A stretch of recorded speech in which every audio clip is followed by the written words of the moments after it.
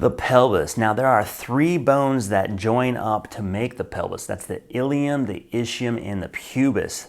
You don't need to know that for this course, but it's something to be aware of and start thinking about. But for the sake of simplicity, we're going to call it the pelvis. Now that is different than the hip. The hip, when we talk about the hip, we're talking about the ball and socket joint that moves the femur or the thigh bone.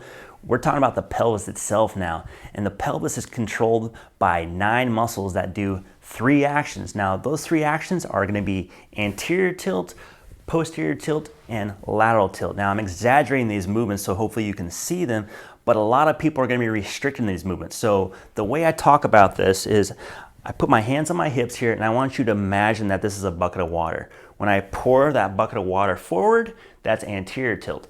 Pour it backwards, that's posterior tilt. And then the lateral tilt or elevation is going to be that little hip hike, right? So one side goes higher than the other.